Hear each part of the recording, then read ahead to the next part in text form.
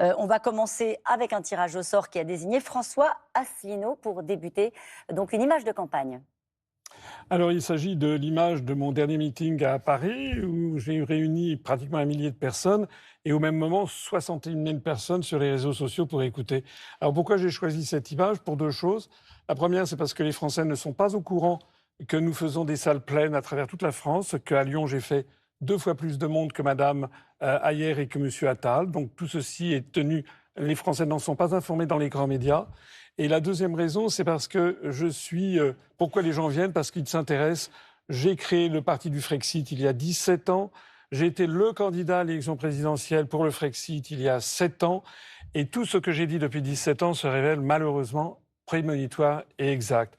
Et nous sommes là pour proposer la sortie de l'Union européenne, la libération de l'Union européenne qui est une dictature antisociale, la libération de l'euro qui est en train de nous entraîner à la ruine et à un endettement croissant, et la sortie de l'OTAN, puisque l'OTAN nous entraîne directement vers une guerre contre la troisième puissance, la première puissance militaire mondiale, la première puissance nucléaire mondiale, qui est la Russie. Donc je vais vous demander aux uns et aux autres de nous donner une mesure que vous souhaitez défendre qui pourrait changer la vie des Français. François Asselineau. Écoutez, vous ne serez pas surprise de constater que je propose toujours la même chose depuis 17 ans. C'est-à-dire qu'il faut que les Français comprennent la nécessité absolue de sortir au plus vite de l'Union européenne, mais aussi de l'euro et de l'OTAN. On voit effectivement tous les 5 ans des candidats qui se présentent, chacun propose une solution et que toutes ces solutions reviennent en fait à considérer que l'Europe ne marche pas et qu'il faut la changer. Et ils proposent tous des propositions qui sont contraires aux traités européens. Alors, quand on fait l'addition de tout ça, on s'aperçoit qu'en fait, ils veulent tous le Frexit, sauf qu'ils n'osent pas le dire. Il faut absolument envoyer des députés de ma liste Asselineau-Frexit au Parlement européen pour renverser la table et pour imposer que le débat ait lieu. Ce débat aujourd'hui n'a pas lieu. Et je voudrais insister sur le fait que pour changer l'Europe, il faut avoir 27 signatures de gouvernement sur le même texte et 27 ratifications de parlements nationaux sur le même texte ou éventuellement de référendum.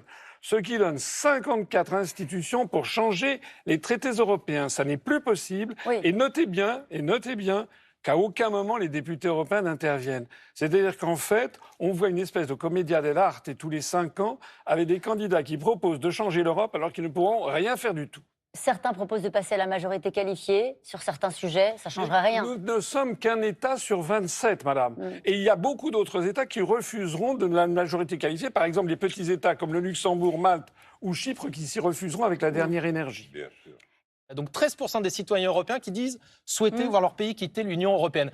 C'est pas parce qu'ils veulent pas quitter l'Union européenne qu'ils en sont pas d'ailleurs extrêmement critiques. Et c'est ce qu'on voit dans de nombreuses études, notamment un eurobaromètre qui a été fait le mois dernier, qui montre que parmi les plus critiques d'ailleurs, ce sont nous, les Français, puisque seulement 27% des Français ont une opinion positive du Parlement européen. Alors je vais vous poser une question, vous êtes impatient de répondre. Est-ce qu'il faut justement, dans notre vie quotidienne, plus ou moins d'Europe pour que ça aille mieux? Alors, François Asselineau d'abord, et puis Florian Philippot, vous vouliez intervenir, et ensuite je donnerai la parole à tout le monde. Allez-y. Je voudrais dire d'abord qu'il y a les 8 candidats dont vous parlez tout à l'heure, d'après l'ARCOM, ont bénéficié au cours de cette campagne de 92% du temps de parole. C'est-à-dire que 8% du temps de parole sont réservés aux 30 autres candidats. C'est un scandale démocratique. C'est un scandale démocratique. Non. Il n'y a aucun pays démocratique au monde où il y a une telle différence. Plus ou moins d'Europe? D'ailleurs, je vous signale, par tout hasard, que nous avons saisi l'OSCE, vous savez, cette organisation qui surveille la façon dont se déroulent les élections en Biélorussie, en Russie, au Venezuela. Et je reçois demain des observateurs qui viennent voir comment sont traitées les élections européennes en France. Nous avons, écoutez, j'ai eu plus ou moins d'Europe dans nos vies quotidiennes pour la changer. Laissez-moi parler, pour une fois que j'ai la parole. Laissez-moi parler. C'est un scandale la façon dont se déroulent ces élections européennes, où on vient 5 jours avant le scrutin nous demander notre avis à 23h lorsqu'il n'y a plus personne. Exactement. Je représente. Vous savez ce que je vais vous dire? J'ai une chaîne de télévision, je suis le responsable politique qui a fait 20 vidéos qui ont dépassé 500 000 vues, 7 vidéos qui ont dépassé 1 million de vues. C'est ça que les Français attendent comme véritable débat. Est-ce que oui ou non, on va rester dans cette Union européenne qui est en train de nous détruire et d'écraser nos libertés augmenter notre niveau de vie et qui nous entraîne vers la guerre. Alors, d'ailleurs, en fait, les Français ont déjà tranché. En 2005, 55% des Français ont voté non. Quelle a été la suite des événements? Les européistes ont imposé quand même la construction européenne. C'est une dictature qui ne dit pas son nom. Nous sommes là pour la combattre. On veut intervenir sur le sujet de l'immigration où on avance. Pierre Laroutourou, François Asselineau, vous voulez intervenir sur ce sujet? Oui, je voudrais intervenir parce qu'on constate sur ce sujet, comme sur tous les autres, que la campagne électorale est fondée sur des mensonges. Il faut savoir que sur l'immigration actuelle, il y a 90% d'immigration qui est légale, qui est fondée sur des titres de séjour qui sont donnés par l'un des 27 États. Et la Commission européenne a dit que son objectif, si l'on reste dans l'Union européenne, c'est d'avoir 4 millions d'immigrés légaux par an. Et notez bien, je m'adresse ici aux électeurs de M. Bardella ou de Mme Marion Maréchal, écoutez bien ce qu'ils disent. Ils parlent de lutter contre l'immigration illégale, c'est-à-dire 10%. Et Mme Maréchal a déjà annoncé qu'elle siégerait avec son mari, qui d'ailleurs est italien, sur la liste Fratelli d'Italia, dans le groupe de Mme Meloni, qui a trahi ses électeurs, puisqu'elle avait dit qu'elle ferait un blocus naval. Elle n'a rien fait du tout. Elle a donné 452 000 nouveaux titres de séjour. Ça veut dire que si l'on reste dans l'Union européenne et dans l'euro, parce que l'euro est aussi un moyen de chantage des européistes par les politiques de la Banque centrale européenne, eh bien, nous n'avons plus les manettes, nous ne pouvons plus décider de rien de stratégique, en particulier sur les questions migratoires. Madame Marteau, est-ce que vous êtes une démocrate ou pas? Êtes-vous une démocrate ou pas? Tous les sondages montrent que 75% des Français, y compris des Français d'origine immigrée récente, considèrent qu'il y a maintenant trop d'immigrés. Alors vous considérez que le peuple français n'a pas le droit de s'exprimer? L'organisme de l'ONU qui s'appelle le Haut Commissariat pour les réfugiés, pourquoi est-ce que l'Europe serait toujours la seule et unique destinataire des réfugiés de guerre? Pourquoi est-ce que ces gens ne vont pas justement aux Émirats Arabes Unis, au Qatar, qui relèvent de la même zone géoculturelle? Pourquoi ils ne vont pas non plus dans d'autres pays comme le Japon ou comme la Taïwan? Question pour François Asselineau, une question de Claude à Marseille. Pourquoi est-ce que vous ne faites pas une liste commune des souverainistes? On vous la pose souvent, cette question? Oui, c'est une question banale. Si vous voulez, j'ai créé un parti il y a 17 ans, et puis comme toutes les idées qui deviennent dans l'air du temps, elles suscitent des émules.